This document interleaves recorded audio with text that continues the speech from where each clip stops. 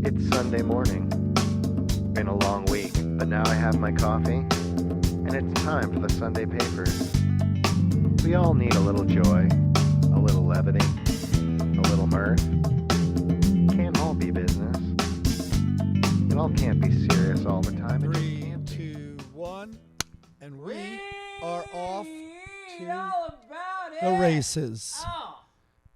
There we are. About it. Read Good all morning, about everybody. Good morning. It. Good morning, Vietnam. Remember that movie? I don't think I ever saw it. I think I mocked it without really watching it, so who knows? I was too cool for school back then. I was watching The Cook, the Wife, the Thief, and His Lover, and all that stuff. Oh, I was watching Yo Mantubo. What? Yo Tiene Matubo. I was watching a lot of Miramax movies. It turns out those guys are edgy. There was something Weinsteins. cooking with the Weinstein. It is amazing that company still exists. I know. It is. It's named after their parents, Mira and Max. Oh, that's sweet. It's so wholesome. It's a family operation. Yeah. It's so funny because I was in the Midwest recently, and a woman was going, "It's just so fucked up what's happened to Hollywood now. All these underage people are being used for sex. It's like, where have you been? Do you think it's worse now than it was during the casting couch days of the 30s and the 40s? Yeah, and I love that people point out that it's just Hollywood with that problem. Yeah. That's what it is. Right. None of this is going on down on Wall Street or in advertising or in How about a every meat packing plant? You want to get off the midnight shift of the meat packing plant? I got some meat for you to pack, baby. Step into my office. It says it right above the door on the sign. You come in here to get meat packed. Yes, I just got back from the Midwest. Where are you? I am in Escondido, California, which is about 35 minutes north of San Diego. It's beautiful there. It is beautiful. It's horse country and it's Latino country. They closed the beach. I know there's those signs of Mexican families. You can just tell they're Mexican, but it's silhouettes and of them running across the highway. Yeah. There's people crossings. Well, there's definitely was not a crossing towards my show last night at 6:30. We could have used. I should have found those people that were running across the highway and brought them to the early show. 6:30 is early. It's the sun doesn't go down for 2 more hours. Like, what is this? Is insanity. Late show was great. Shows are sold out tonight, but early show is bad. Anyway, so I was just on the road with Bert Kreischer this week. He's doing a new hour, and I just ran out on his tour bus with him. We did. Where did we do? Salt Lake City, Denver, Omaha, and I slept in the bus. It was so great. You do the show, you hang out for an hour, and then you get in the bus, shoot the shit on the bus for an hour, then you get into your little bunk. Bert built this bus from scratch, and it's got like a gigantic suite in the back for him, and then, then there's like 4 other bunks. And you get into your bunk, and it's like you're a baby being rocked to sleep on this big, spongy, soft bus. And you wake up, and it's so surreal. You wake up, and you're fucking 10 hours away in another city. And you just... Yeah, you're rocking to sleep praying that the paroled bus driver doesn't fall asleep as well. Dude, don't think I'm talking to that guy before we leave, looking in his eyes, seeing how fucking peppy he is. And but we had a blast. Bert's a fucking maniac. Oh my God. And you go out with him, and like we went out to the mall because where the fuck were we? Omaha. There's a mall, and you can't walk 10 feet. Every single person recognizes him, and their jaws drop. They freak out. They come up. They want a selfie. Bert handles it. So, I've never seen, Rogan's pretty good too, But Bert really goes above and beyond for anybody that comes up to him. He's very magnanimous. Yep. And we went on a Ferris wheel in the mall, and like a crowd gathered, and it's really crazy. Like, and then it's funny because I'll say to people I know back in New York, like, yeah, I'm going out with Bert Kreischer, and they're like, who? Like, there's a huge swath of America that has no idea who he is. The same swath that is right now, like, you idiots went on a Ferris wheel at a mall in Nebraska. And by the way, that's how Bert likes to keep a low profile. Hey, let's go on the Ferris wheel. I know. No, he doesn't shy away from going out in public. We went to this place in Denver that was Matt and Trey Parker rescued this Mexican restaurant. I forget what it's called. Casa something. And by the way, they have a documentary about it that's coming out. It is the most fantastical restaurant I've ever been to. It's about 20 minutes outside of Denver, if that, 15.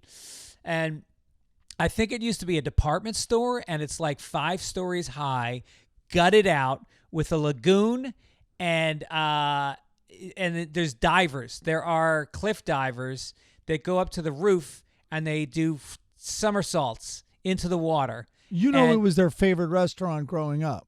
But it was in total disrepair. The food was apparently horrible, and it was about to close. They must have sunk $20 million into this place easily. Here's the headline. Trey Parker and Matt Stone poke fun at their grueling Casa Bonita renovation as the documentary debuts at the Tribeca Film Festival. That was from yesterday. The waiting list to get in is 90,000 people right now. That's how hard it is to get in. And it's Mexican. There's mariachi bands. There's puppet shows. There's magic shows. Each table is like set like on its own little terrace. There's an arcade there. I mean, it just goes on and on. It's so big. They gave us a tour. Like, they gave us a concierge. There were like 3 concierge that walked us through the entire place. We got the royal treatment. It was so amazing. We had such a blast. And what else did we do? Oh, we saw Bill Burr. We had a night off in Denver, and Burr was playing.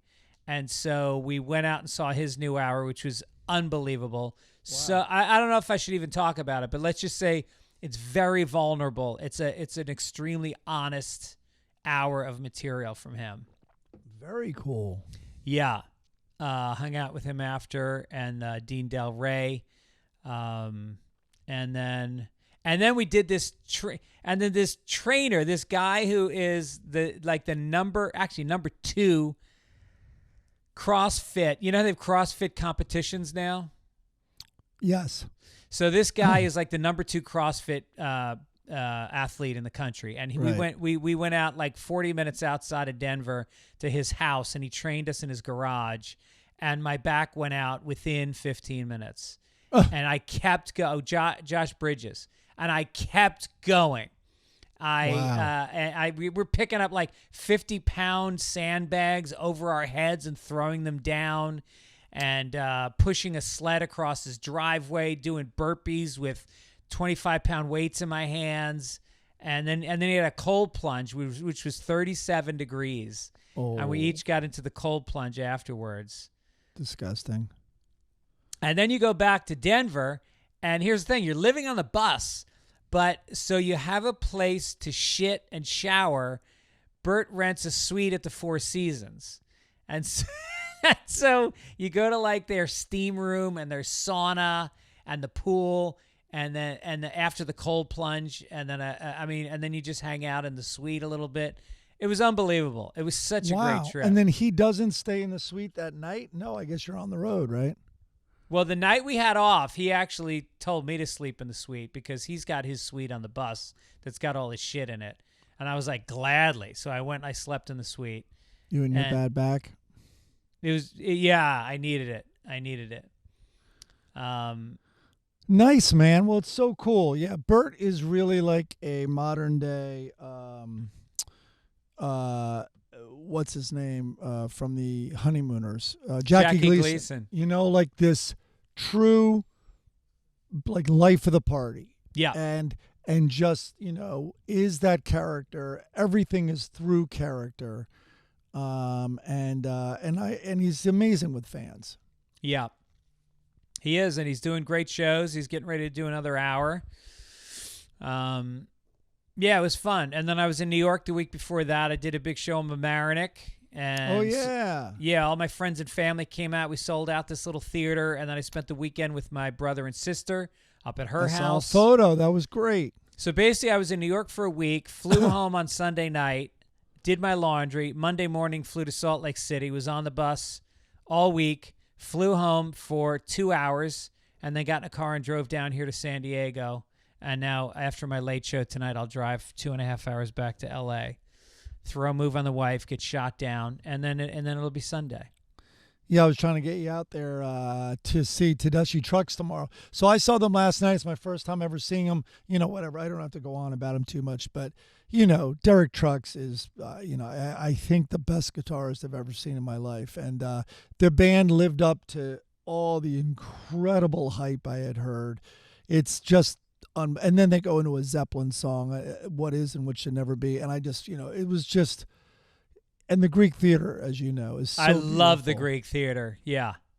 So we have this great hack, which is, so I worked at the Greek Theater last summer. I'll keep it short because most people don't live in L.A., but it's a great hack. Maybe that's similar things you can do in other places. But the Greek Theater is up in this canyon, and I worked there. And when I went there for Will Ferrell's fundraiser, the guy goes, hey, park at Roosevelt. There's a parking lot at Roosevelt Golf Course, a 9-hole golf course that we love. And so I go, all right. And I go, he goes, and just then walk up, the 100 yards to the, I'm like, all right, but then what about the car? He's like, oh, it becomes a lot later on. But if you're already parked there for golf, you're grandfathered in. Like, in other words, because it's $50 to park there. So we're going to tee off tomorrow at 4, play 9 holes, then party in the parking lot, tailgate before walking up the hill. Nice. That's how you do it. Huh? You really enjoy hacking life.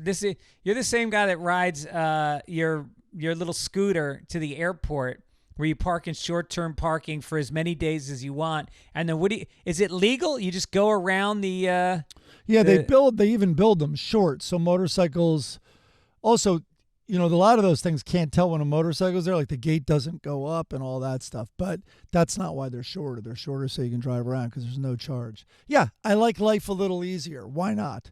And a little cheaper. Is it easier and cheaper? Is it?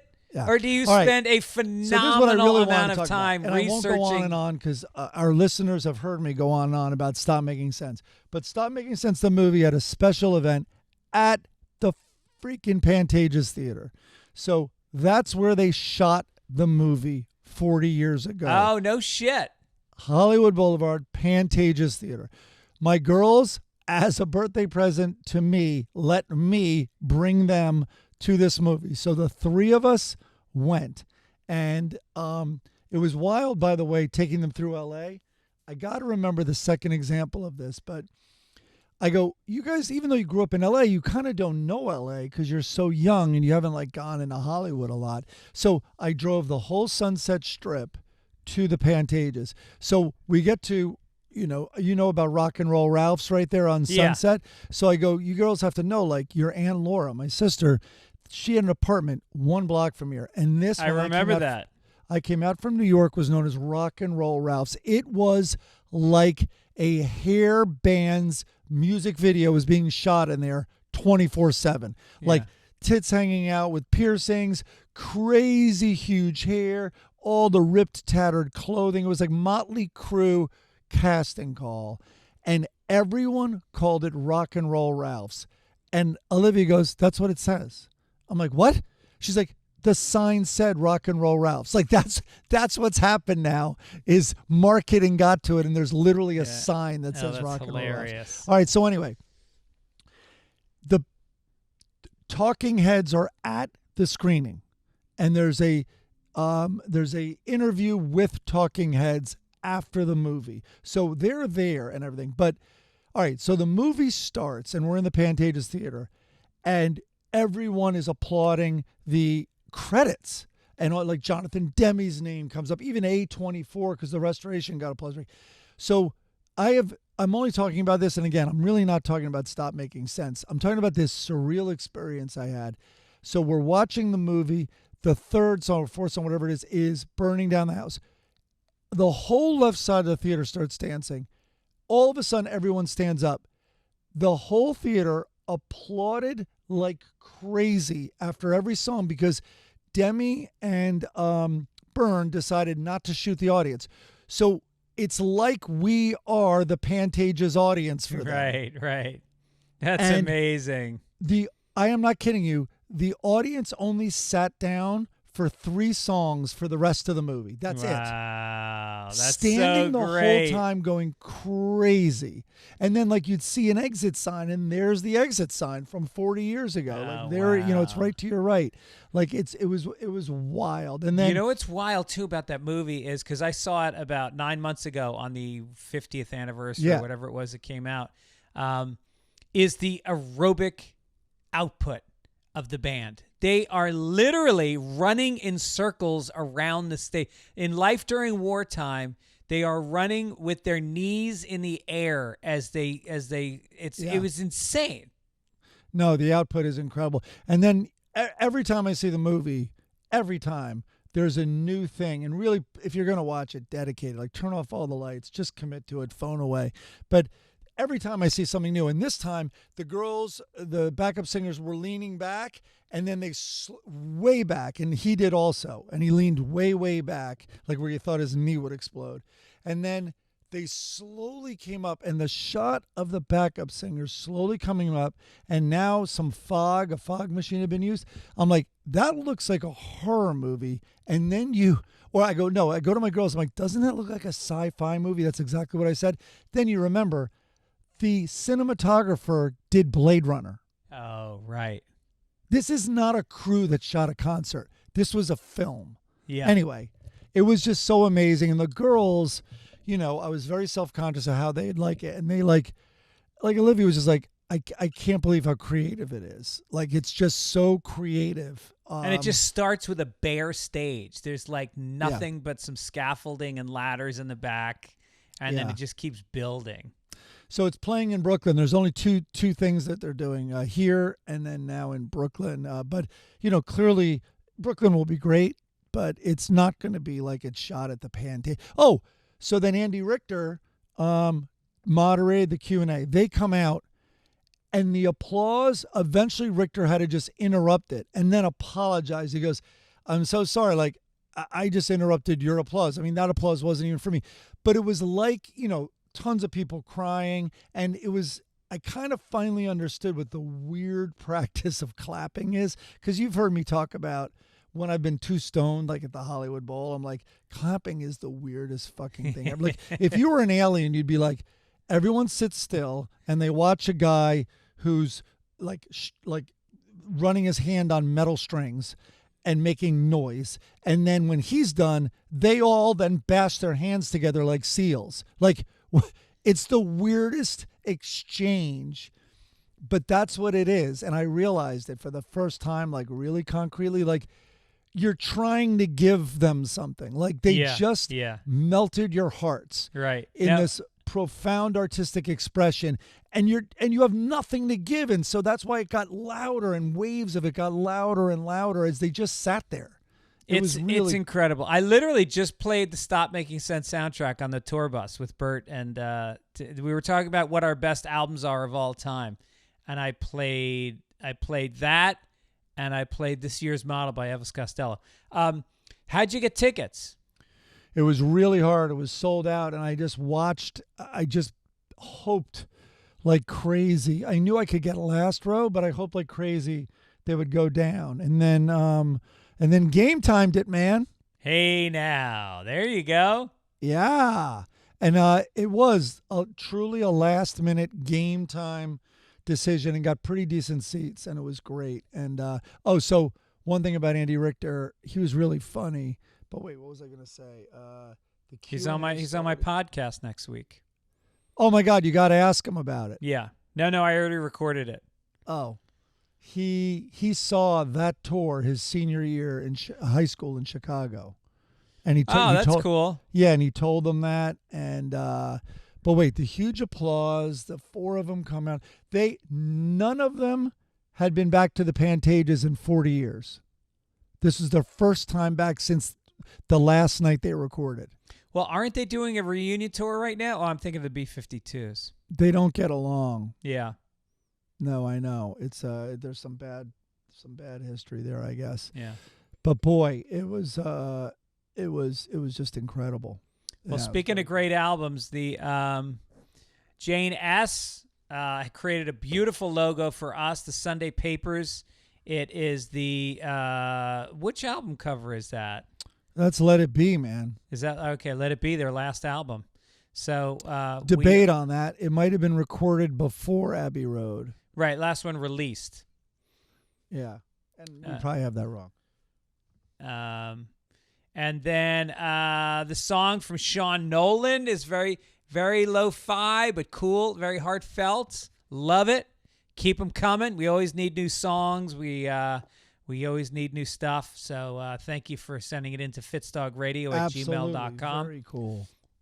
Correction. This guy, John333 Park, says Herb Kahn, a beloved local newspaper columnist for the San Francisco Chronicle, now deceased, is behind all that nonsense that folks don't like calling it Frisco, and somehow it became received wisdom. I don't think any locals give a rat's tail if it's called Frisco or not. I certainly don't care. I love Frisco. Shaky Town. It kind of makes me think like Bullet. Remember the movie Bullet? Yeah. I haven't seen it, but I do know it. That's when it was called Frisco. Yeah, I think it's like that cool 70s hip speak, you know? Yeah, it's Steve McQueen. I think you should watch it. Let's go shake it up in Frisco. It's funny because everybody thinks of it as a car chase movie. There's really only one car chase. It lasts for about 9 minutes, and it's in like a '68 Mustang fastback, all jacked up. And then we got some tour dates coming up. Pittsburgh, I will be June 21st at the WDVE Festival. Buffalo at the Darien Lake Amphitheater, June 23rd with Bert. And then I have a bunch of new dates I'm about to announce. Just booked. I'm coming to Alaska and a bunch of other places. Don't forget, support for Sunday Papers comes from Game Time. Mike, why don't you tell us a little bit about them? Just used it. In fact, let me look up, because I'm going back to Tedeschi Trucks Sunday. Okay, all in, $70. There it is. I'm going to keep an eye on that. There's row P, which is amazing. If it's in section A, $87.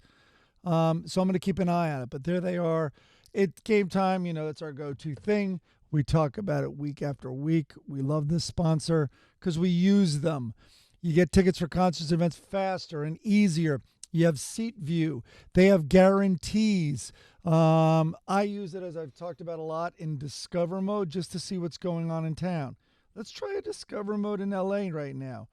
Kendrick Lamar is here in a few weeks. Yeah, that's a big one at the Forum. How much? He's at $336 right now, and that's June 19th. Damn. Janet Jackson is coming to Inglewood. She's at $75. She's not. Oh, she's tonight, Janet Jackson. Wow. You see, this is why I do this. I should do it more. We got Texas Rangers at the Dodgers. So anyway, it's sports, it's music, it's shows, it's comedy, it's everything. Let's see. What else do we got? We also got there's a guarantee if you find tickets in the same section and row on the same night. You will get 110% back. If you lose your job, there's job loss protection. They think of everything. Flash deals, zone deals, views from your seats in the venues. And the best, actually, I know I've said this, but truly my favorite thing about it, because when I was doing this for Tedeschi Trucks, I'm comparing against the other popular, second market seat sellers, and you have to just crunch math or estimate that it's going to be twice the price that you see. This is the all-in price. So you know exactly what you're going to pay total. The app is also amazing. It's so easy to use. A couple taps, it goes right into your phone. No downloading, no transferring, no printing. It's a great app. So anyway, listen. Take the guesswork out of buying concert tickets with Game Time. Download the Game Time app, create an account, and use code PAPERS for $20 off your first purchase. Terms apply. Again, create an account, redeem code PAPERS for $20 off. Download Game Time today. Last minute tickets, lowest price. Guaranteed. Front page. Crankle it. This paper's getting soft, but like me, here we go. Extra! Extra! Read all about it! Extra! Front page. Former President Donald Trump's, or we should say future President Donald Trump's gun license is expected to be revoked now that he has been convicted on 34 felony counts of falsifying business records. So I guess so much for getting away with shooting somebody on Fifth Avenue. Remember when he said that? Although now he'd really be getting away with it. Yes. With an unlicensed, unregistered gun? Yeah. I think it's I think it's not too often that Republicans are upset about somebody having their gun taken away. Yeah. Or should I say Democrats? Democrats, I think. But listen, he no longer has a gun, but hopefully he knows from his tight friend, his good buddy Jeffrey Epstein, there are other ways to attain that peace and serenity and end all the suffering. You don't need a gun. Oh, wow. If it's a choice he wants to make, I don't want him to feel limited. That's here's the thing about the Jeffrey Epstein. Like, nobody can give a shit about making that connection because Epstein cut across all partisan boundaries. He had Clinton out there. He had fucking Bill Gates, who was a huge liberal, and then plenty of Republicans. He brought people together across the aisle for child molestation. It was beautiful. He was the white Diddy. Yes. Before, and again, Diddy sampling him. Never original Diddy. Never original. Speaking of Donald Trump, a supporter who assaulted law enforcement officers with bear spray and a metal whip was arrested thanks to a woman's sting operation on the dating app Bumble. Uh-oh. I wonder what that ad looked like. Do you want to walk up the steps of life with me? Yeah, Bumble, as you know, ladies make the first move, and this first move is you're under arrest. She says, I don't take no for an answer either. So, so he was sentenced for 6 years, and he was convicted also of soliciting a minor, and then he, I guess, was fighting with another inmate inside a jail. Meanwhile, Trump will pardon this guy when he gets reelected. They're saying he's going to pardon everybody. Meanwhile, Biden said he won't even pardon his own son if he's convicted. Perfect. Listen, about the soliciting a minor, patriots need pussy too. Sometime underage pussy. That's, I think, what this patriot wanted. And you don't question a patriot and what they do. A good portion of this country thinks patriots don't have to follow some laws. And I think they would agree this is another one that they don't have to follow, that they can get underage women. Right. Thomas Jefferson, he wrote a constitution that all men are created equal while owning slaves. If you're a patriot, you can bend the rules a little bit. Yeah, or a lot.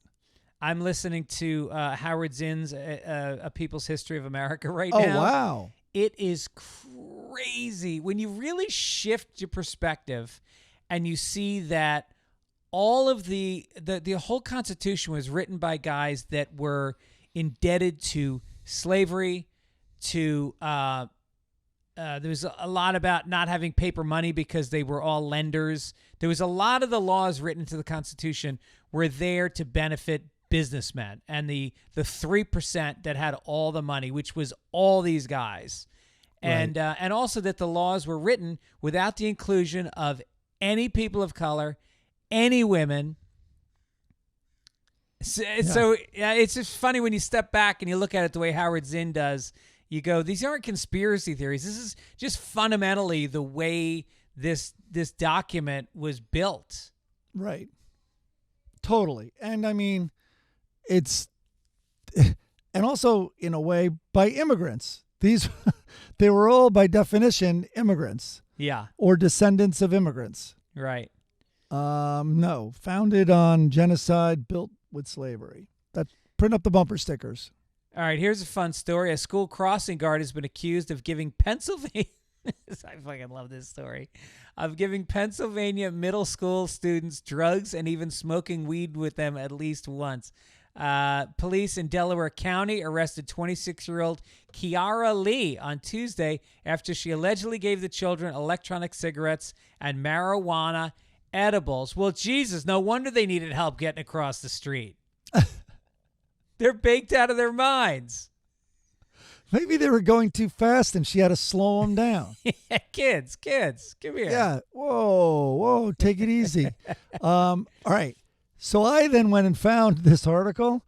How are they not describing this woman at all? Like maybe the kids just felt high because she's so surreal looking. Do you see the photos? She looks like she's about 4'3". Okay. 4'4". Maybe 4. All right. If that guy's 6 feet, do you think he's 2 feet taller? I think he's 2 feet taller than she is. Yeah, she's 4 feet. And then the face? What is going on around her face and neck? Also, do you see her hair in that second shot where there's 2 cops around her? Yeah. Yeah, she looks like some kind of a mutant. She's got like weird brown discoloring and her hair looks like it was ripped out by a wild animal. And the amount, look at the lashes, and yet the most eye makeup I've ever seen. I mean, is it a trans person? I think that she could claim that if she needed to get out of prison. I just talked to a woman who's a prison guard at a men's prison, at a jail, which is where they hold you. And she said when they come in and they say they're trans, they put them out on bonds because there's nowhere to house them. I think I was in Omaha. And so they just get released. So all these guys are saying they identify as a woman and they're getting out. Chris wrote, she looks like Charlie Hebdo drew her. It is a very, if you Google this story of crossing guard Pennsylvania and, just Google Kiara Lee crossing guard. Jesus. With a K. Wow. Why aren't people watching our podcast more? The numbers are so low. And I just think that this is a visual podcast. We got the comics at the end. We got this cartoon contest. We got this face. Look at this fucking face. Look at these eyes. You're missing it. Who? What, you? Yeah.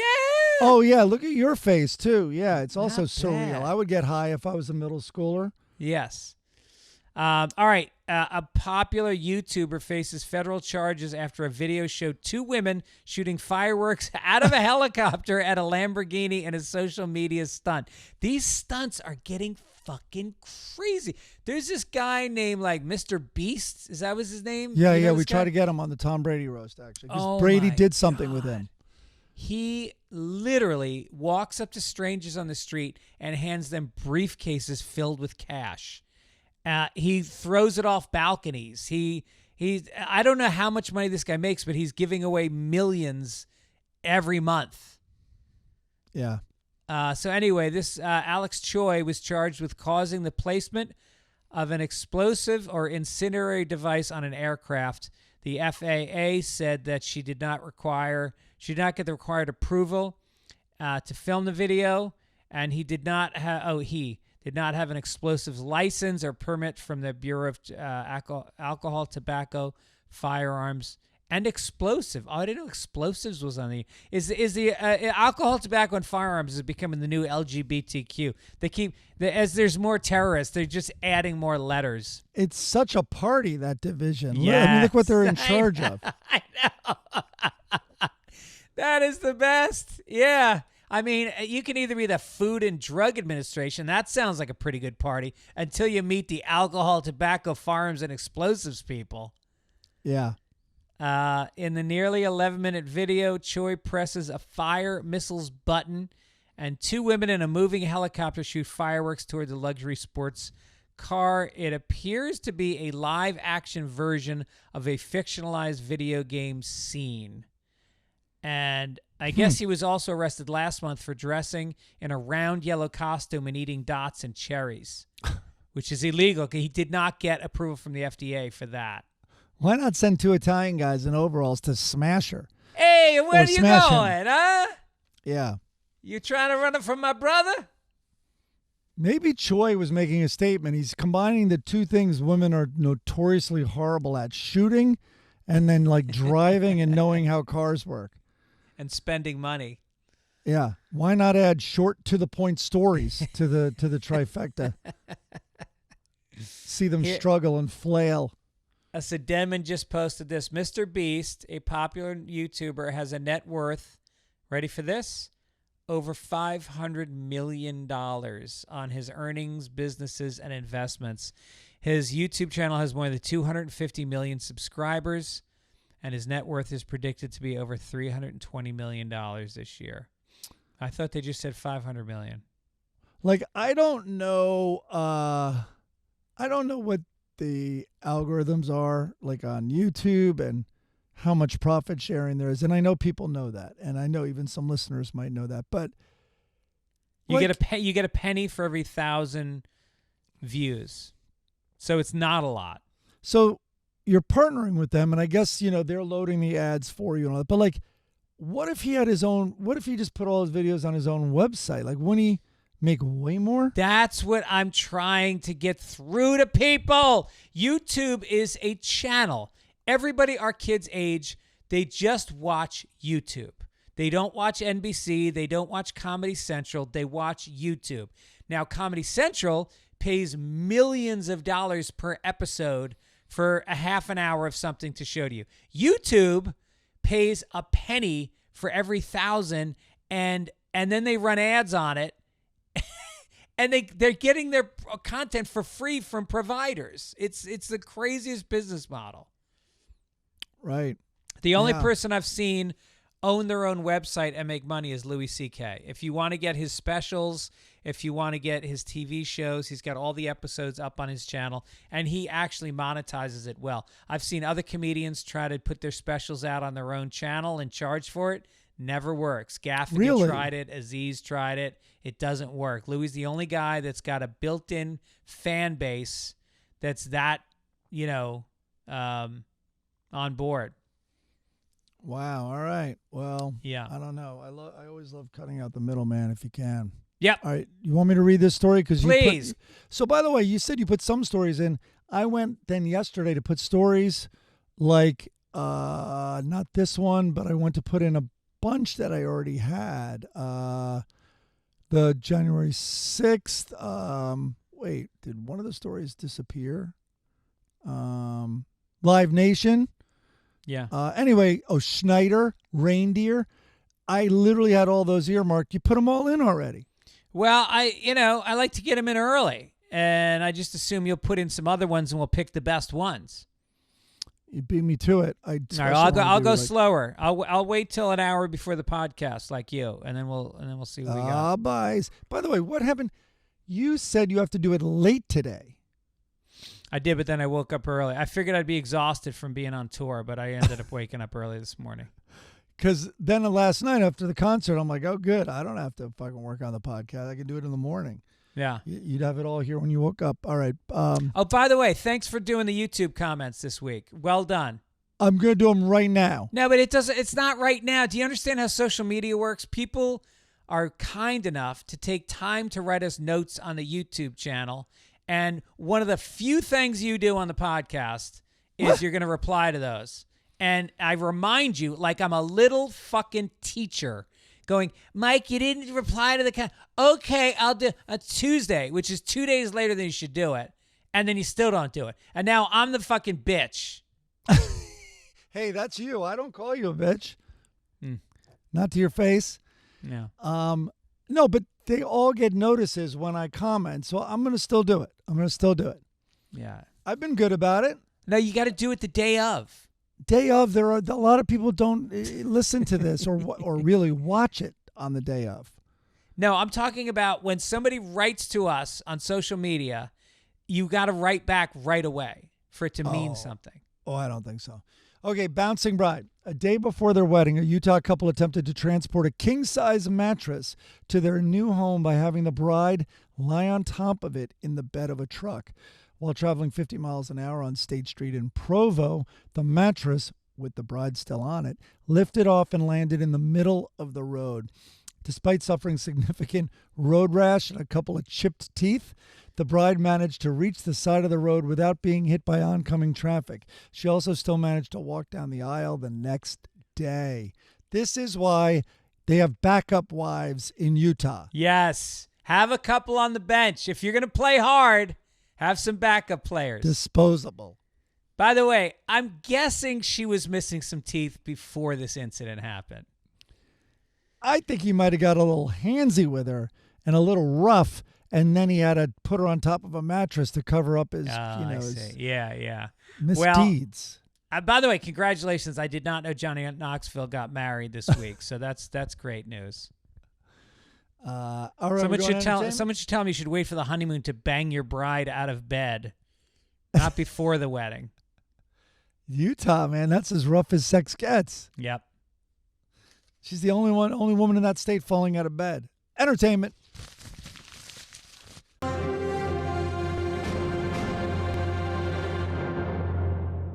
Wow, this is a long story. All right, Live Nation. I'm going to chop this down a little bit. Live Nation, who if people must know, they're the company that produces, promotes live concerts. It's a monopoly. It's a monopoly, and it needs to be broken up. So it's head Irving Azoff, who's the head of it. They quietly secured an iron grip over the lucrative Las Vegas residency of Dead & Company, even as they face growing antitrust heat from the feds. They were sued by the Justice Department last month for allegedly profiting from an illegal monopoly over live entertainment, cut an agreement in January with the Grateful Dead offshoot band and James Dolan's Las Vegas Sphere to promote a 24-show residency. I mean, that's the thing about the Dead. Like, back in the day, if you joined the Grateful Dead fan club, you got cheap tickets offered early, and they were the best seats.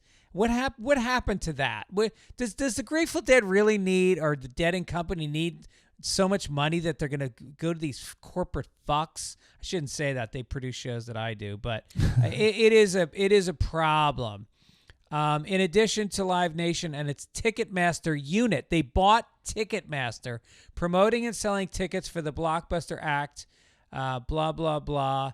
Live Nation has also been selling travel packages through Vibee, a hotel booking and VIP business arm of the company. The triple packaging of Live Nation, Ticketmaster, and Vibee, which the firm also did with the U2 and Phish residencies, is the kind of blitz that the DOJ has blasted as anti-competitive. By the way, they also own most of the radio stations that are promoting the events.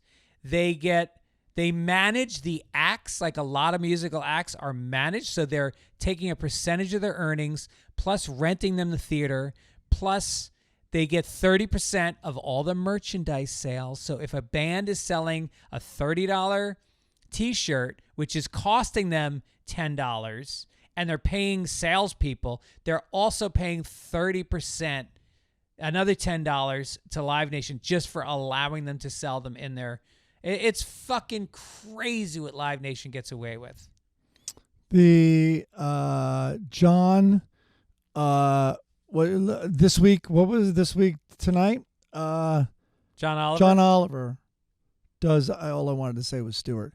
John Oliver does an incredible deep dive on Ticketmaster. I think it was from last season, and there's so much even more wrong with it than you listed, and you listed a lot that's wrong with it, but like it's despicable. Well, and now they have this. Irving Azoff is this little man, literally, and he's pretty vicious. I mean, even in the Eagles documentary, he was the Eagles manager. He's like, well, listen, Irving's the devil, but at least he was our devil. Yeah. And they called him the devil, his own band that he managed. Yeah. Yeah, it's pretty crazy. Ticketmaster, and they do that surge pricing now where if there's the demand goes up, then the ticket prices go up. It's fucking gross. I got so fucked on Stones tickets 3 or 4 years ago and then they wouldn't let me sell it for less than face value. So, by the way, I ate some Stones tickets because there was nothing I could do. I couldn't sell them. Why are we selling them? Because I wasn't in town. I bought them so far in advance. I got hosed on that price gouging thing where the surge pricing you just described. Whatever. It's horrible. All right. Speaking of these concerts, Madison Square Garden Entertainment has permanently banned a concert goer credited with the first bong hit to ever be ripped inside the Sphere during a Phish concert on April 20th, 2024. Video of the individual smoking out of a bong prior to the concert hit the Phish fan sites and quickly went viral. He became something of a folk hero among the band's fans. It happened on 420. Oh, is that right? Look at that. Oh, nice. The Sphere did not find the video as funny. They said that they will not tolerate actions that threaten the safety and security of our guests and employees. Oh, God. Meanwhile, this guy was enshrined in the Phish Hall of Fame next to the guy who made it to all 357 Phish shows in the same year without showering. And Holly Feinberg, who was the first Phish fan to tour for 3 years without going home for a break to apologize to his parents and withdraw some of his trust fund. Wait, how did she turn into a he? She transitioned when she was home. Oh, that's what happened. Yeah. Listen, he only got banned. The Las Vegas Police Department couldn't be bothered with such nonsense. They're too busy solving Ocean's 11s. Is it Carl Reiner? No. Yeah. Julia Who Roberts. is it? What? Are these great-looking men robbing our casino? Don't George they have Clooney. it all already? George Clooney makes $20 million a movie. Why would he be going after poker chips?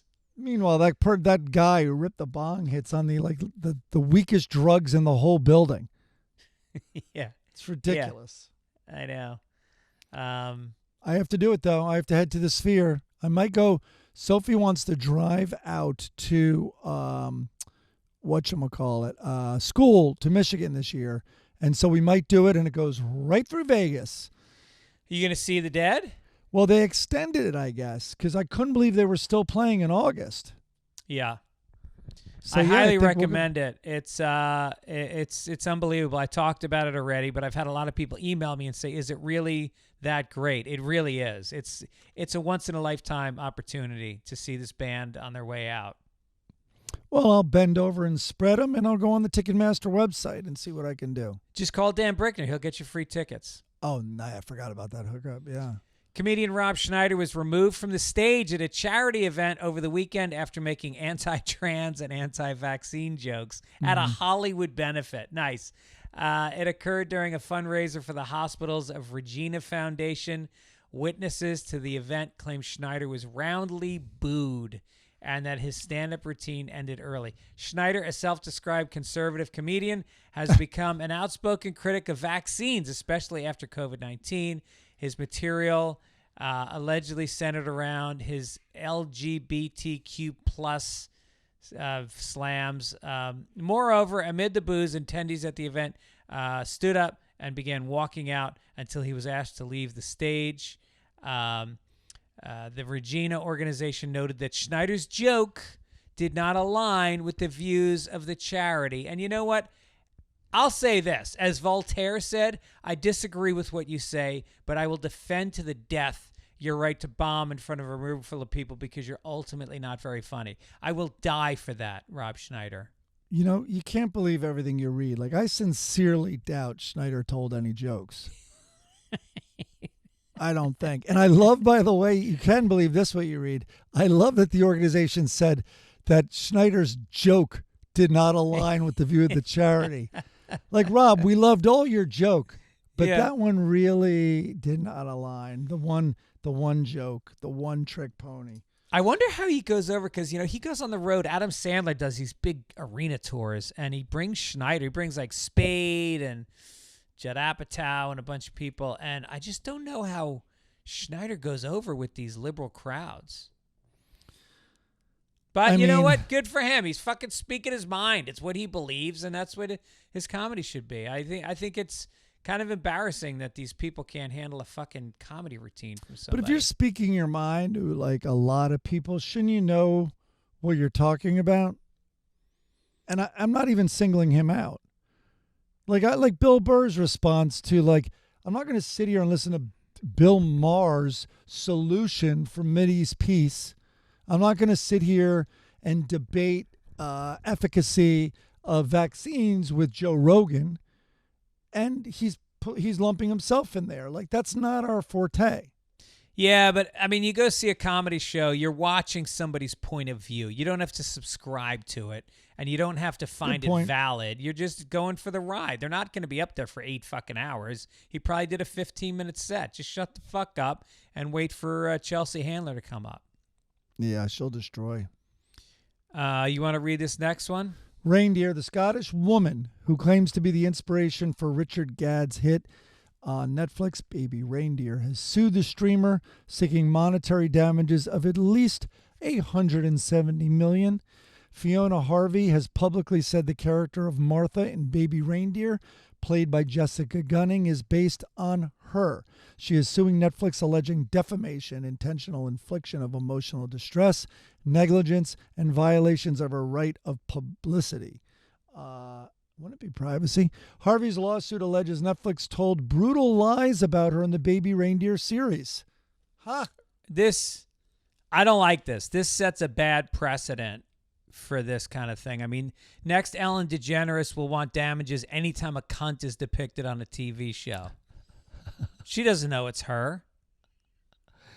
But what a cluster F. I mean, you know, people were able to find her identity immediately by just doing a tiny bit of research. And, you know, you're supposed to hide that stuff like crazy. But I'm sure the lawyers at first for Netflix were like, well, listen, I'm sure you guys did a good job making her unrecognizable, like from the real woman. And then the real woman walks in and they're like, no, we want to see the real woman that it's based on, not the actress. Oh, this is the real woman? Oh, fuck. Okay, just pay her now. Yeah, just throw money at her. Yeah, throw money at her because she's a little persistent. If you don't give it to her, she may hang out in front of the building a little bit. She's not going to let this one go, I don't think. Have you seen that whole series? Not the whole thing. I got pretty bored. I watched the first few, and only because I've been on the road, I haven't finished. But no, I'm pretty into it. I like it. Yeah. What else are we watching? The Jinx. Oh, listen to this fucking shit. Don't spoil it. I haven't started The Jinx yet. No, nothing to do with the content. It's the producers of it are these two brothers that I went to high school with, the Jarecki brothers. Whoa, yeah, Jarecki, of course. Yeah, they're really famous documentary filmmakers. So anyway, I'm scrolling through my news feed and I see Jarecki. So I go, oh, let me check maybe what are those guys up to. Their father, who's 91, is an Epstein friend who Epstein used to send his victims to. The girls that were being raped, he sent them to Jarecki. He was a shrink, and he would treat these girls for their trauma, and guess what he'd do? He'd fucking rape them. Jarecki's dad? Yes. And so now he is being, I don't know if he's been convicted or accused, but he's a Holocaust survivor. I mean, the story gets deeper. Wow. And like this woman, he was, when he was like 80 years old, he was fucking like a 23-year-old in his office. My God. Yeah. Pretty survivor. gross. A survivor. That's her Holocaust. That's her Holocaust. He's like, hey, nice tattoo. You want to see my tattoo? Oh, God. That was the icebreaker.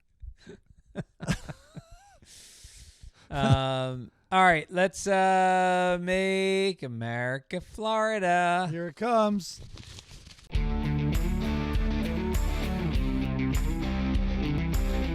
St. Petersburg, Florida. Florida man found himself in jail after he allegedly told police his name was Mr. Monopoly during his arrest.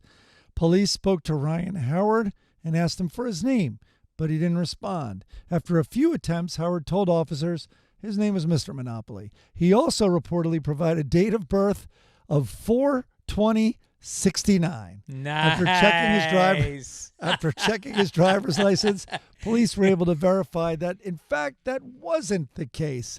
Good detective work. Turns out his legal name is not Mr. Monopoly, and he was not born on 4/20 in the year 69. Sharp, guys. You got him. You had to check it, though. And then read the last line of the story. Oh, Howard was transported to the county jail. He has since been released after posting $1,000 bond. Wait, I thought to get out of jail on Monopoly, you had to roll doubles. It's just $1,000 bond now? They changed the rules? No, you just have to post a little yellow card that says get out of jail free. Yeah, right. Maybe it's orange. I forget. And I guess it turns out he doesn't have a permanent address. He's been living in a boxcar on Reading Railroad for a while. He collects a lot of rent, though, Yes, he taxes. does. I think it's taxes when you're on a railroad. Speaking of Texas. Texas. Let's make Texas Florida. A Texas man makes his second water rescue in 7 years. This was during the Houston storm. On Tuesday, Robert Chance, his girlfriend Renee Young, and her daughter saw a truck partially submerged in a drainage ditch. The first thing he said he wanted to do was check if someone was in there. Young told KHOU he was just ready to jump over the edge. He's not thinking, he's just going. It's primal. Chance, who works in construction, had tools in his truck, and he pulled out his hammer to break the windshield once he saw someone inside the truck. Chance eventually broke a passenger window and helped pull a man out. Now recovering from the incident, the rescued man said he has some bruising and some banging on the windows, as well as a cut on his hand from the broken glass. The rest of the scars are inside, and that's going to take a while to heal. As for Chance, the rescue is actually the second time in 7 years that he's played hero. He previously saved a woman from a flooded vehicle in Pasadena after Hurricane Harvey. Maybe Pasadena is also in Texas, because I don't remember Hurricane Harvey up here. But what is the chance that a guy named Chance would randomly conduct 2 water rescues? Right. Is this a superhero origin story? Also, does it always flood around this guy? Also, do you think he knows Mr. Monopoly? This needs to be a movie. Is M. his Night sister named- Shyamalan. Take note. Is his sister Community Chest? Shit, nice rack. That's her community chest. Yeah. There was a comedian in Boston, still is, named Chance Langton, and he used to have this joke. He'd look at a woman and go, "Take a chance." He goes, "I was named after my name is Chance. I was named after a hot night in the backseat of a '57 Chevy in Marlboro." Meanwhile, the guy he rescued goes, the rest of the scars are inside. What did Chance show us on the doll? How Chance saved you exactly? Yeah. What went on there? Did it get even wetter? Was there an unnecessary Heimlich maneuver? I don't know what happened there. All right. Have you ever saved somebody's life? Huh? Have you ever saved somebody's life? No. Do we have to hear about your Costa Rica story? This doesn't have to come back to me. I was curious if you, Mike Gibbons, a strong guy, has ever saved somebody. I've taken a couple of lives. Oh, that's nice. No, I mean, it's overstating it, but because I was so young, the family wanted me credited in the West Hampton Police Department with saving their daughter's life. She was the babysitter, and she went into diabetic shock. All I knew was like something was crazy wrong, so I called 911. And so I think, as I said, it's an overstatement. Oh, so you called somebody who saved somebody. Yeah, I was very young, and that's what happened. So you made a phone call. Yeah. If I was older, I probably wouldn't have called. And I would have just said, just sleep it off. Just Also, give her why are you sugar babysitting cue. me? I'm 20. All right, let's do some sports. Sports, here it goes.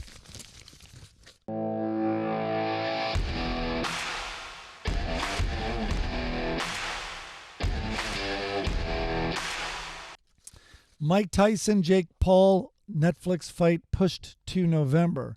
Netflix's fight between former unified heavyweight champ Mike Tyson and social media personality Jake Paul is going to be November 15th. It's going to be in Arlington, Texas. The original fight had been set to take place July 20th, but was postponed after Tyson fell ill with an ulcer flare-up on a cross-country flight. He reportedly was on an American Airlines flight from Miami to Los Angeles when he began to feel sick. Great strategy, Tyson. Now you're going to be almost a half year older than you already are. Yeah, the clock is ticking. That's a good point. I think the ulcer flared up when he started looking at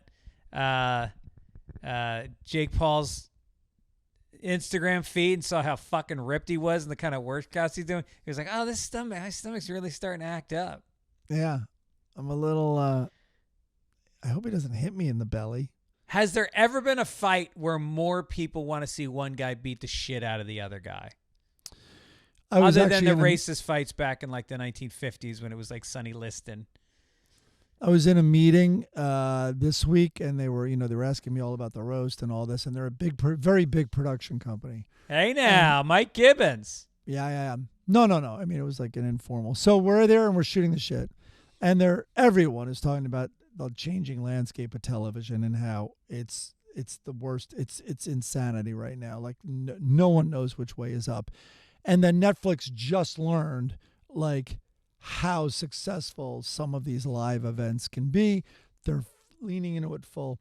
And so when this came up, they're like, and there's all type of live events. They're going to be like live sporting events, live stand-up, live roast. And then on this, I go, and live death. Like, I think that's what they're hoping happens. Oh, my God. That would be huge. That would and be. By the way, that would be a bigger death than fill in the blank on the Tom Brady roast. Like, I wish somebody had bombed because that would have been a perfect joke. Ben Affleck. Oh, there you go. That was a live death. Yeah, that was a death. Because of course we all know if someone has to die in this fight, we all know what the majority of the world is rooting for. But Tyson, when you hit an almost 60-year-old man really hard in the head, they can die. Yes. Easily. Easily. I know. Do you think that Jake Paul would hold back? No, because also when you're throwing that punch, listen, I don't box, but when you're in a fight and you throw so many punches at the guy's head that hopefully will end the fight, and 1 out of 20 land, maybe less. I think less. Yeah. So you don't think that's the one. You think it's another lottery ticket. You just got to throw as many punches as you can. Okay, but like say it's round 5 and Tyson's wobbly and his hands are down. Do you go full hog at him or do you take the decision? Well, that'd be hopefully a TKO, right? The guy would step in, the ref. Well, no. I mean, even if it wasn't TKO territory, but if it was like you had clearly scored in every round, outscored him, and he's on his heels, do you go for a knockout or do you just hold your lead? Because he's the thing go for is, a knockout. You think so? Yeah. And also, you don't think a knockout's going to kill a guy. Yeah. And then you knocked out, you'll go down in history. Even though it's a joke, you'll go down in history as the guy that... I hate that Tyson has given this guy a shot to do this. This is crazy. Let's get out of it. Let's go to business. Enough of sports. Business. All right, business. The Jake Paul Tyson fight is going... I'm kidding. Roaring Kitty. I checked this week. Do you know I still own GameStop? Because it went so low, I was like, fuck it. And I didn't even sell it. Roaring Kitty. So GameStop, we don't even have to read this whole thing. But do you know about Roaring Kitty? No. All right. You should see the movie. What's it called? Dumb Money, I think. Yeah, Dumb Money. It's well done. And it's about him. He would just get home from his shitty job. He'd go online. He'd start talking about, and he developed this unbelievable following. And then they rose up the price of GameStop to try to screw the short. All the people who shorted the stock, all the financial institutions that shorted it. So it has a cult following. I'm sure people are going to be upset with how I just abbreviated that story. But GameStop almost doubled its price in less than a day, and then it sharply dropped on Friday right before and during his first press conference in 3 years, where he went live on his YouTube channel. And it was down 50% over the preceding few hours, but it was still higher than more than threefold for the week. So let's see what it's at right now. Here we go. Right now it's at $28.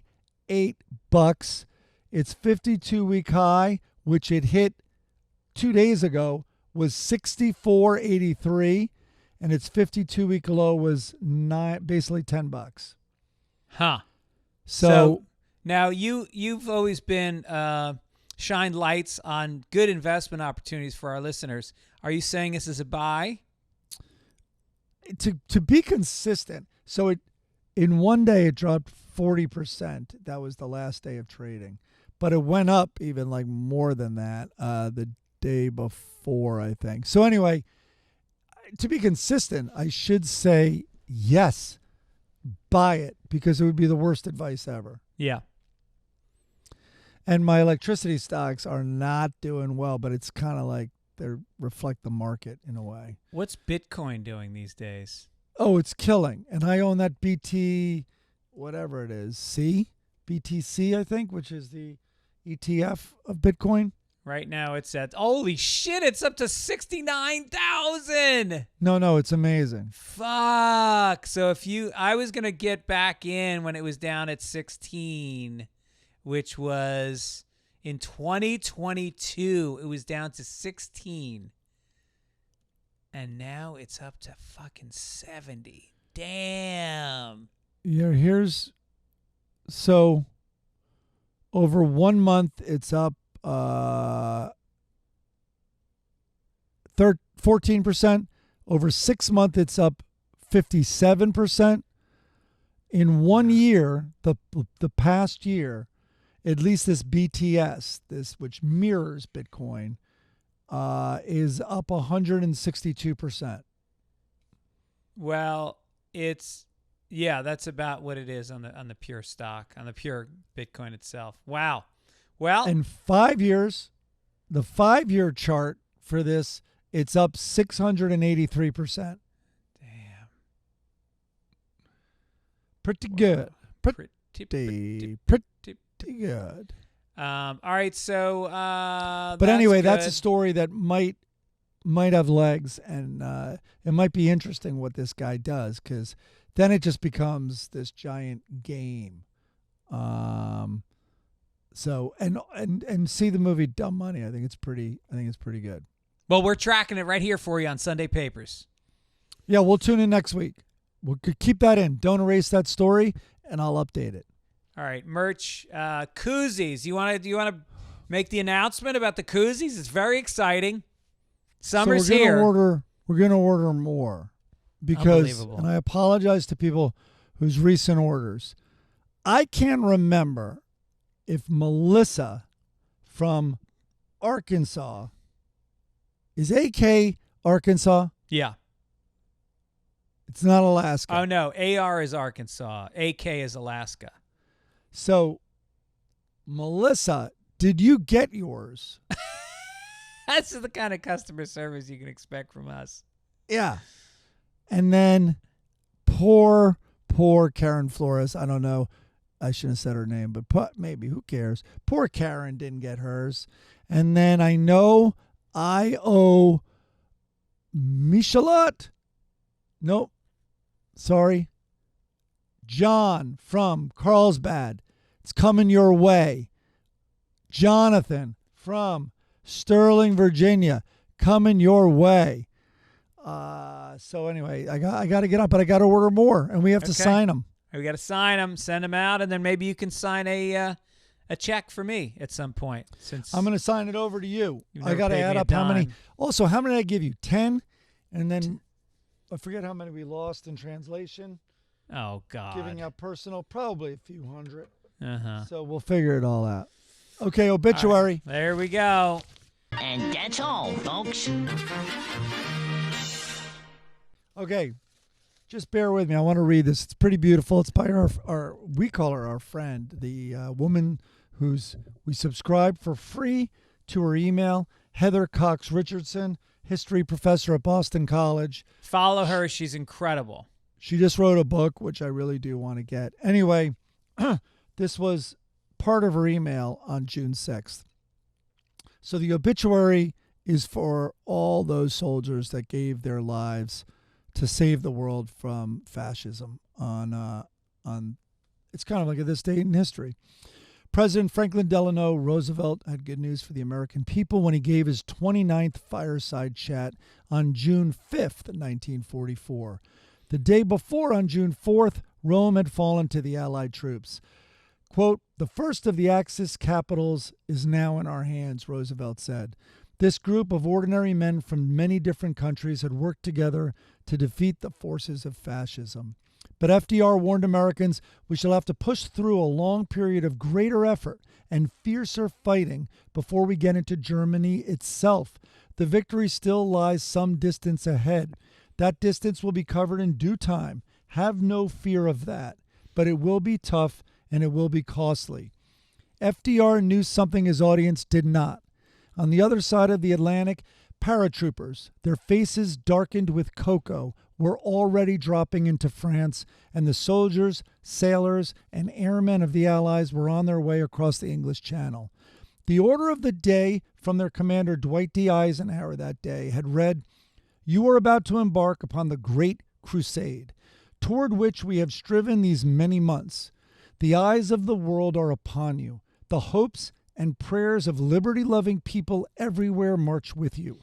In company with our brave allies and brothers in arms on other fronts, you will bring about the destruction of the German war machine, the elimination of Nazi tyranny over the oppressed people of Europe, and security for ourselves in a free world. Your task will not be an easy one," it read, but it assured the troops the tide has turned. The free men of the world are marching together to victory. Eisenhower's public confidence did not reflect his understanding that the largest amphibious invasion in military history was a gamble. On June 5th, in pencil, on a sheet of paper, he had written a message to be communicated in case the invasion failed. "Our landings in the Cherbourg, Havre, I slaughtered that, area have failed to gain satisfactory foothold, and I have withdrawn the troops," it read. "My decision to attack at this time and place was based upon the best information available. The troops, the air, and the Navy did all that bravery and dedication to duty could do. If any blame or fault attaches to the attempt, it is mine alone." On the morning of June 6th, 1944, 5 naval assault divisions stormed the beaches of Normandy. 7,000 ships and landing craft operated by more than 195,000 naval personnel from 8 countries brought almost 133,000 troops to beaches given the code names Utah, Omaha, Gold, Juno, and Sword. By the end of the day, more than 10,000 Allied troops were wounded or killed, but the Allies had established a foothold in France that would permit them to flood troops, vehicles, and supplies into Europe. When FDR held a press conference later that day, officials and press were both jubilant. Unbelievable. And here's the crazy fucking thing. There was no computers. There was no, they couldn't even make phone calls across the Atlantic at that point. This shit was all just being communicated, by hand. It was insane. I think there were primitive calls that could be made, but it was really... But they were all easily intercepted. They had to know that. This all had to be so... All these troops kept their mouths quiet, Loose lips sink ships. That was the motto in World War II. Listen, I know we're old, and, as Shane Gillis talks about, also the older you get, like, the more into history you get and stuff. But so every word I just read, I actually copied and pasted an email and sent, and I begged my girls, I'm like, please just read this. I go, this will seem like ancient history, but every one of your grandparents was alive when this happened. Yeah. This is, I feel like I'm talking about ancient Rome. Yeah, I know. This is so unrecognizable in the world today. By the way, hopefully it remains unrecognizable, but it's unbelievable. It's truly unbelievable to me, D-Day. Yeah, it is. All right, so let's God cheer bless up. the veterans. God bless the And, veterans. Thank you for your past service. Thank you to the people that put their lives on the line today to serve for us, not knowing if they're going to get called in at any point. The people that spend years abroad and miss their children growing up. Yeah. There we go. And I know there's ways to be cynical about any war and about any, especially military and organized military, but there's also this part of it, which is pretty incredible. All right. Let's Funnies. cheer up. Okay, so last week in the comedy caption contest, we gave you one frame, and it is a gorilla who's wearing a red beret. He's got an AK-47 on his back, and he's sitting on what appears to be a camouflage body, maybe? The clothes, I think. And he's grilling up something on a small barbecue grill. So we asked you. The winner gets a koozie. How about that? And so we got so many entries. I picked the ones that I thought were either very good or maybe not so good. This is from Eli Smith. The gorilla is he points out that the gorilla is not sitting on a soldier. The gorilla is dressed in camo pants. Nobody is under the gorilla, as you implied in the previous thing. No, those are not pants, because his legs would be behind him. No, I don't know. Anyway,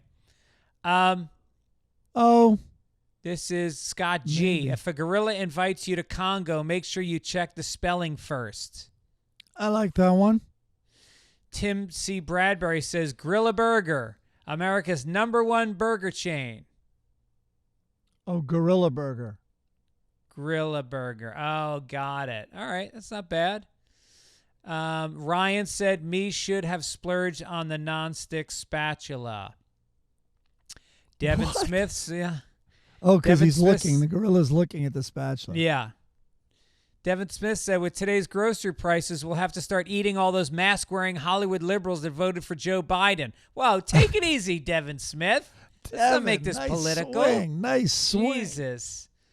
This one comes from Kelly. She says, balancing an AK-47 and a hot dog competition, Iron Chef, Jungle Edition. Her second entry, even in the middle of a revolution, you've still got to ask, relish or no relish? And her last contribution, in the midst of chaos, you can still savor the taste of rebellion. You know, And then, yes. out of nowhere, Jeff Adams says, Dear Abby, all these strangers keep sucking my cock. Am I gay? What?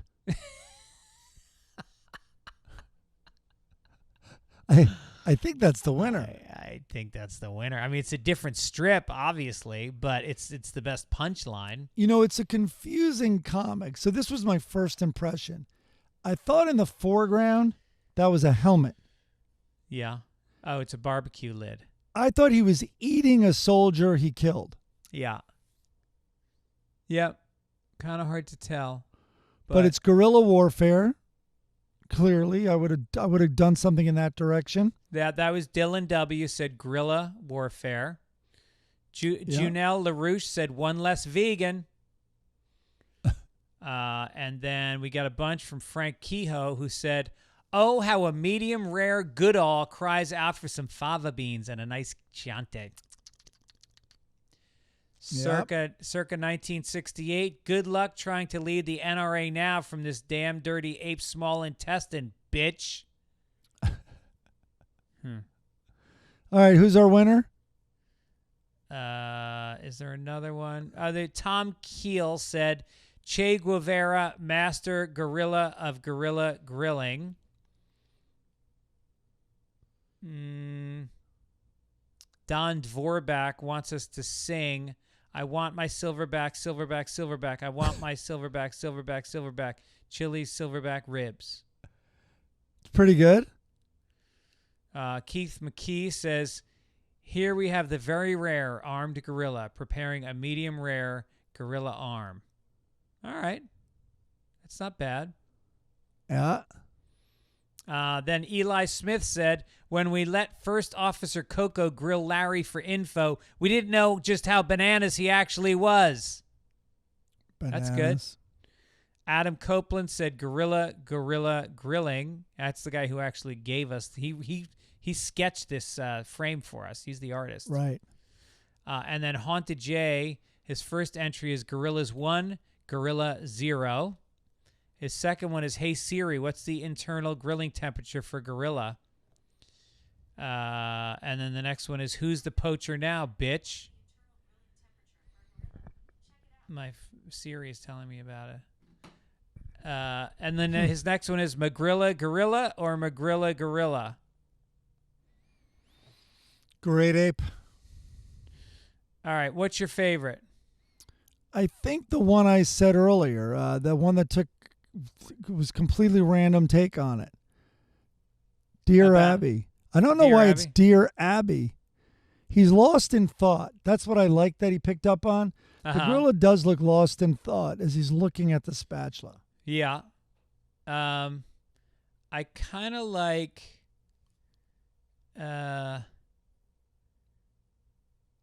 I like Eli Smith. When we first let Officer Coco grill Larry for info, we didn't know just how bananas he actually was. Let's do it. I like that Okay. one. Eli Smith, send us your address. Congratulations. You just won a koozie Oh, for God, I gotta Caption the order Comic. I got to order whatever. more.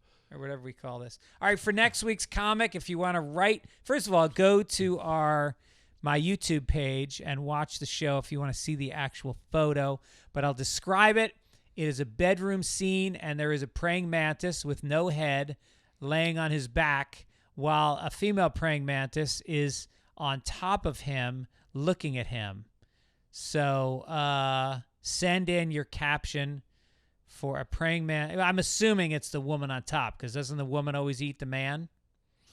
Yeah, maybe it's that's the surprise, is the praying mantis is identifying as a woman. Yes. This guy thought he was just getting a gay hookup. Right. He was praying. He was praying for a gay hookup. Yeah. Praying for a man. A little head. Tis. Sure. All right. Let's do a little Hagar the Horrible. There is a carnival ride or an amusement park ride that says Tunnel of Love 'em and Leave 'em. And you've got a woman standing on a rowboat, and a guy says, care to join me? And she says, sure. And then you got another boat that's pulling out where she says, have a nice life. And he goes, you too. And Helga says, whatever happened to romance? ? Very odd one. But again, are women allowed to say, have a nice life and walk away? They're beautiful women. One of them has like a cocktail dress that looks like kind of like 1960s Mad Men. And the other one's got like crazy Madonna tits with the cones on them. Also, Hager's like so confused. He's like, who changed the sign from Tunnel of Rape? Yes. It's the Tunnel of... You think you go on a boat into a cave with a woman, and on the way out, she's smiling? This woman's got a big ear-to-ear grin. Hager's like, when boats are involved, consensual sex is not. That's my history. On the Lockhorns,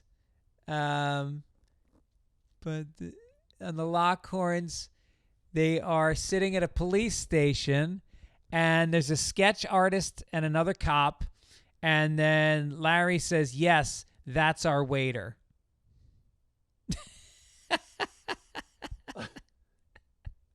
You get it?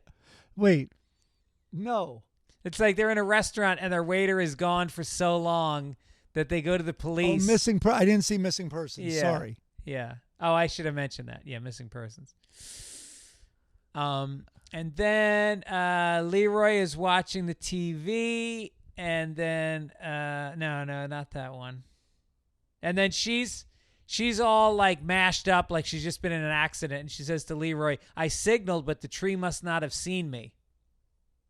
Wah, wah, wah. That doesn't seem... so she's making... Shouldn't he be delivering that slam? Yeah, sometimes they take each other's punchlines. You got to talk to Bunny about that. We got to talk to Bunny. All right, Calvin and Hobbes. Here we go.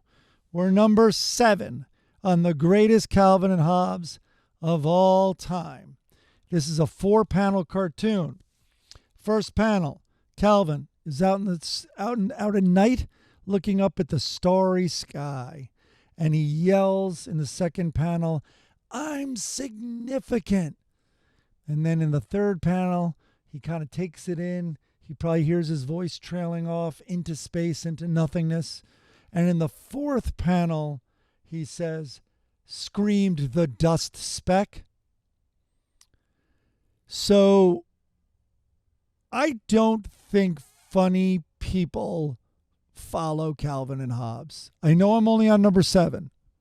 Well, is it I think possible? people who have a low bar for entertainment, I think they're comforted by this. I think they view these two as family members, maybe in an extended family sort of way. And they don't need, like, part of humor is surprise. So they're not into surprises. Well, let me ask you this. Is it possible you're putting this comic strip in the wrong genre? Like The Bear winning Best Comedy at the Emmys last year. Right. Yeah. So it shouldn't be in the funnies section. Maybe in the obituaries because they all die.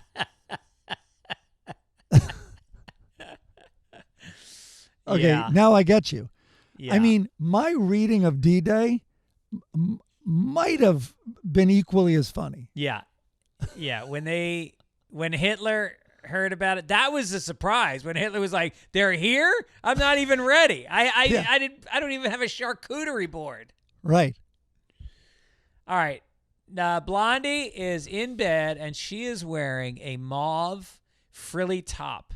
Her shoulders have not the best definition. I'd like to see her start working some shoulders at the gym. Okay. And she goes, "So have you pondered my question? Who you would have married if I'd never been born?" And he's reading a book and he goes, "I certainly have, sweetheart." He goes, "Nobody.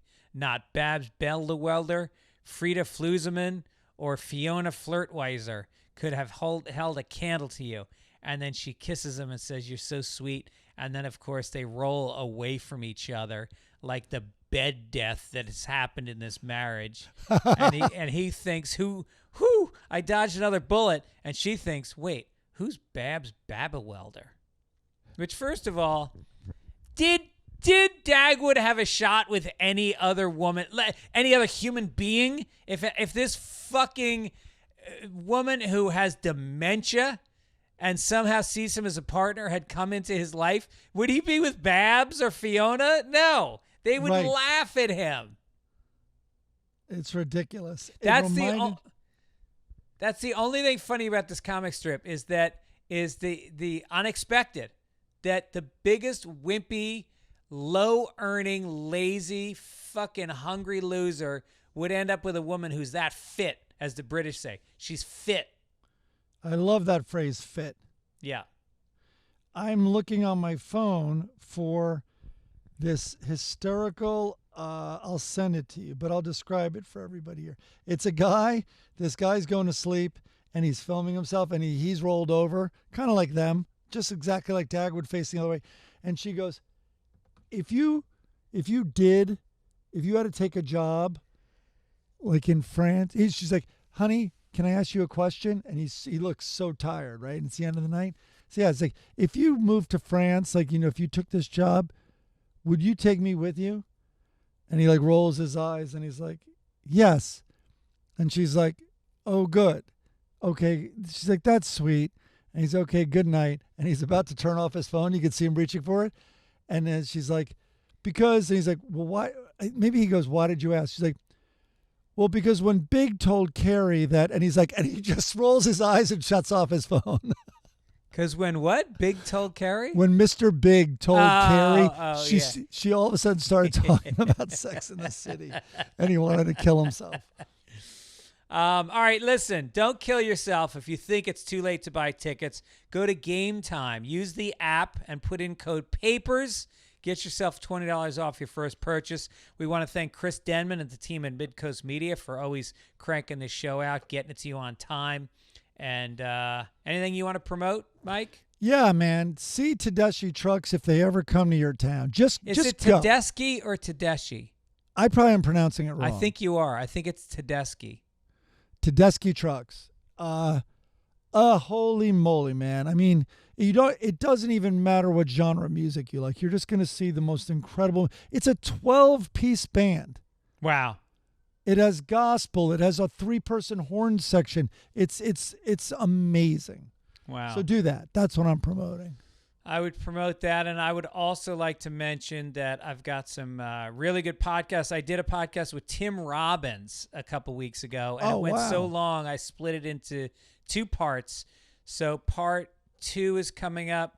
I've got Rachel Feinstein this week. So funny. Then I got Tim Robbins part 2 the week after that. Then Harlan Williams is coming on. Then Andy Richter is coming on. I got a bunch of cool people. Get on the podcast, fitzdog.com. Okay, Mike, I will see you probably not Sunday night. Who knows? Maybe we rally and we go, but otherwise we'll see you this week. Game time. The tickets are gonna be very cheap. Actually, I'm going to keep an eye on them. Hopefully I'm going to watch them. All right, take it easy, everybody. Take it easy! It's Sunday morning. Been a long week, but now I have my coffee, and it's time for the Sunday papers. We all need a little joy, a little levity, a little mirth. Can't all be business. It all can't be serious all the time. It just can't be. The world is a scary place sometimes. So many things exist outside our control. But I can enjoy this moment, have a couple of laughs, listen to the Sunday papers with Greg and Mike. Kind of feels like I know these guys. I bet they'd be a good hang. Maybe if I send them a song, they'll like me.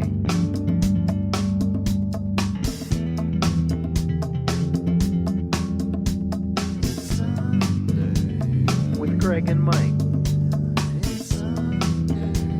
With Greg and Mike.